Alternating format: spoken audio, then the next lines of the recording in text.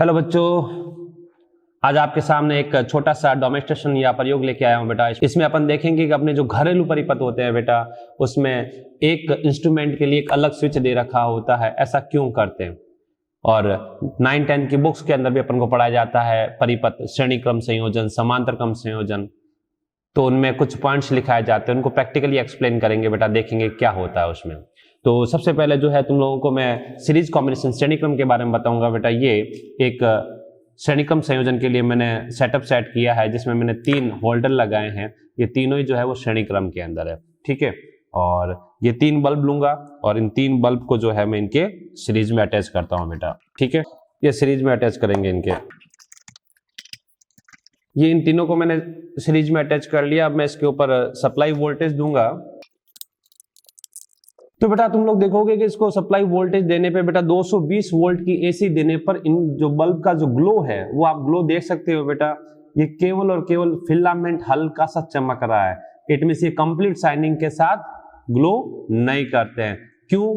क्योंकि बेटा यहाँ पर 220 वोल्ट जो है वो एक बल्ब के लिए सफिशिएंट होता है, पर मैंने क्या कर रखा है, उस 220 वोल्ट को 3 बल्ब पर अप्लाई कर रखा है। तो यहाँ पर वोल्टेज जो है वो ड्रॉप हो गया बेटा। तो ये जो है बल्ब जो है अपनी कंप्लीट एनर्जी के साथ ग्लो नहीं कर पाते हैं, ठीक है। अगर यहाँ पर इनमें से कोई एक बल्ब फ्यूज हो जाता है या रिमूव कर लिया जाता है, तो उस सिचुएशन के अंदर सारे बल्ब जो है वो बंद हो जाते हैं। इट मींस कनेक्शन जो होता है वो कट हो जाता है किसी एक इंस्ट्रूमेंट या एक बल्ब के रिमूव करने पर या खराब होने पर, डैमेज करने पर। ये इसको लगाने पे ये वापस सारे के सारे ऑन हो जाते हैं। ये तो बात है सीरीज कॉम्बिनेशन की। अब बात करते हैं बेटा पैरेलल कॉम्बिनेशन की। इसी को मैं क्या करता हूं, पैरेलल में अटैच करता हूं इसका।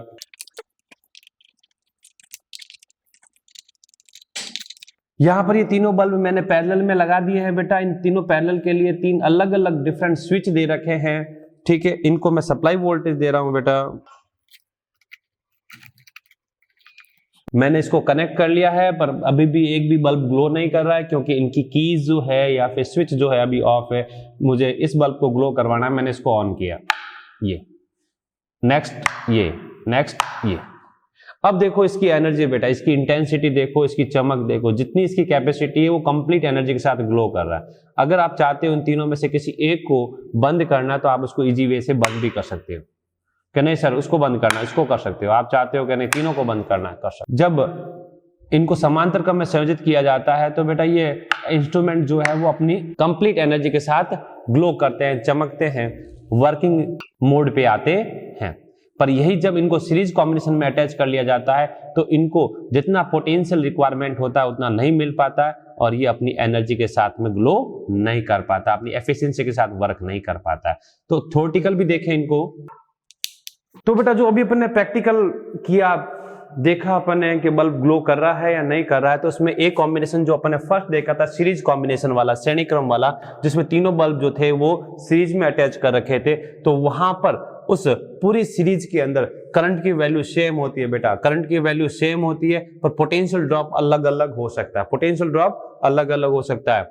जिसको जितना पोटेंशियल मिलेगा वो उतनी एनर्जी के साथ वर्क करता है, ठीक है। और टोटल जो पोटेंशियल ड्रॉप होता है वो होता है V1 plus V2 plus V3। और सीरीज कॉम्बिनेशन के लिए R इक्विवेलेंट की वैल्यू आती है R1 plus R2 plus R3।